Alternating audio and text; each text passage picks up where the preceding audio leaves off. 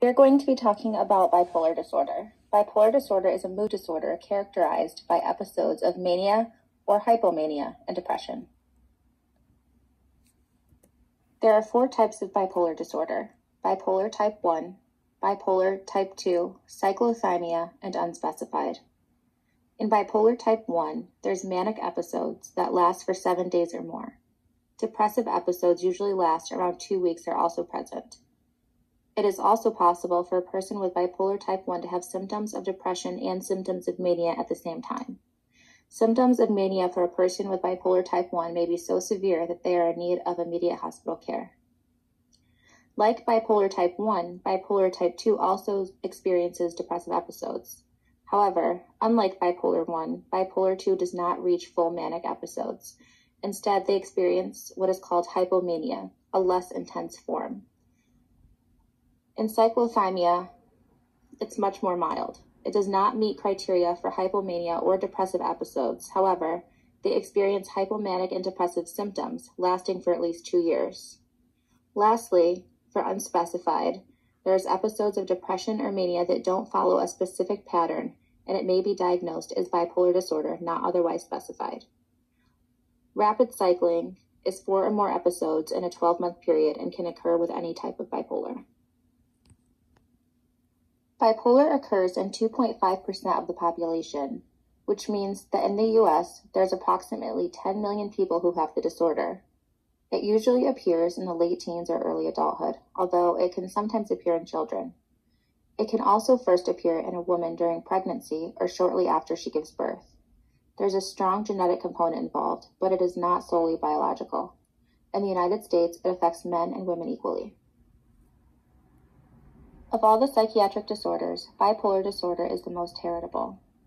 In a study of people psychiatrically well and those who are at risk for developing bipolar disorder, through annual MRI scans, fractional anisotropy, which is the diffusion tensor MRI metric of white matter integrity of the brain, determined that those who are high risk for developing mood disorders had or developed reduced white matter integrity in the brain. In a cross-sectional study of children at risk for developing bipolar disorder, the children were assessed at their baseline and then annually.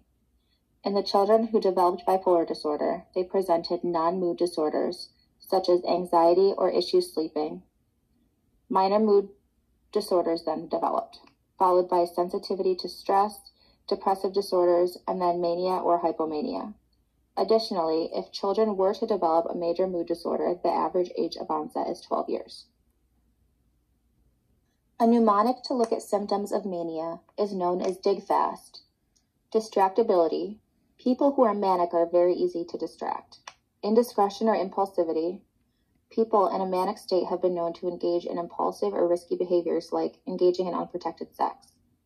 Grandiosity or an inflated self-esteem.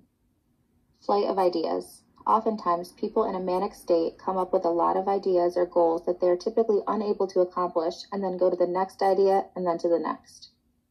Activity level increases. There's a decreased need for sleep and talkativeness or fast pressured speech. To be considered a manic episode, someone must have 4 out of 7 of these for 1 week. A mnemonic for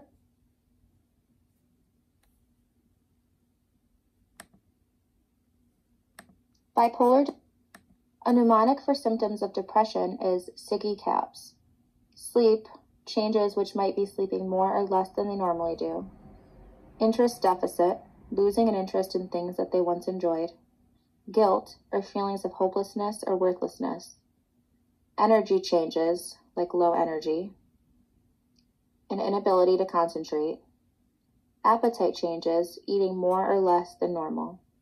And psychomotor retardation.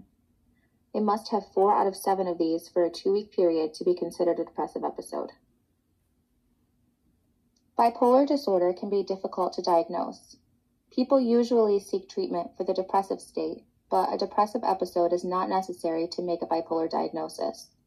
In addition, people report to enjoy the feeling of mania and often don't recognize what's going on initially. The presence of a manic episode is key to diagnosing the disorder. If a person experiences a manic episode, they are diagnosed with bipolar 1.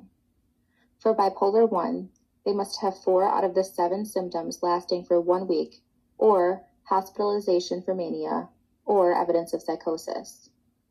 For bipolar 2, they experience hypomania, which is 3 or 4 of the dig-fast symptoms for 4 days with no manic episode or psychosis.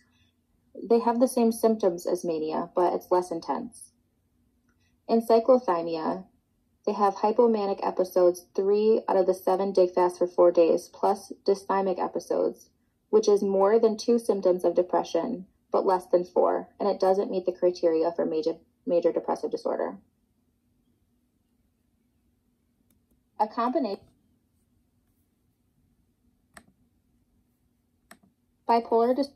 combination of mood stabilizers such as lithium carbonate, Depakote, quetiapine, carbamazepine, Topamax, Lamictal, and Trileptal, and psychotherapy is shown to be most effective. Interpersonal and social rhythm therapy, IPSRT, is a form of psychotherapy that incorporates behavioral and environmental interventions to help stabilize irregularities of sleep and wake cycles that are thought to be involved at the beginning of bipolar disorder. IPSRT teaches the patient to recognize when there's a stressful life event and helps them process that event as it applies to their mood. Bipolar disorder is difficult to diagnose, particularly if it is early in the disorder. If there is a delay in diagnosis, people can have more episodes and may be prescribed ineffective and unnecessary medication without any mood stabilizers. In a study of 382 patients, 24% were initially diagnosed with major depressive disorders and then later re-diagnosed with bipolar disorder at a mean delay in diagnosis at 8.7 years. It was determined that a strong predictor of bipolar disorder diagnosis is an early age of onset of major depressive disorder. With an assumption that any early signs of bipolar dictating a course of treatment, there is room for future research about the effect of prescribing mood stabilizers at this point. Indicators of bipolar disorder 1 and bipolar disorder 2 should also be considered as future research for the course of treatment for latent bipolar disorder. When people seek treatment for the depressive episode, it's important for the clinician to get a full picture, because if they prescribe an antidepressant without looking for symptoms of mania, it can make bipolar significantly worse. If a person is diagnosed with major depressive disorder and is at high risk for developing bipolar disorder, special and specific education could be done to educate patients on early signs of it.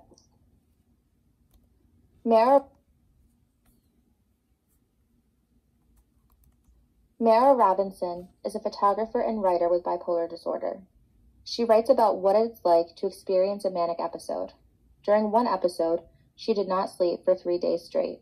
She did not feel the need to sleep. She laid in bed and her thoughts are racing of so many things she wanted to do, places and ideas of what she wanted to photograph, and song lyrics. She knew she needed to eat, and she did so because she needed food with her medication, but during the time, no food tasted good to her, and she had to force herself to do it.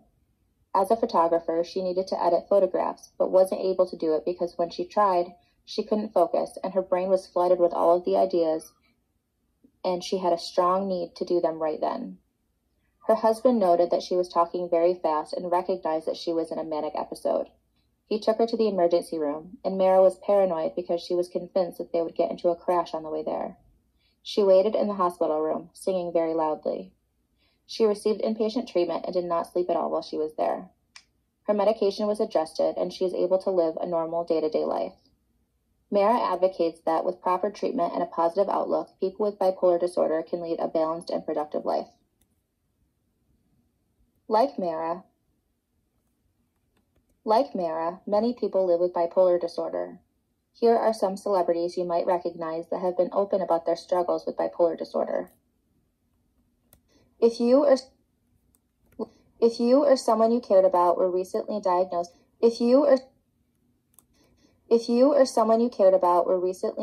with bipolar disorder, what are some barriers that you think you would face after being diagnosed? How would you overcome these barriers? What are some stigmas associated with bipolar disorder, and how would you handle being stigmatized?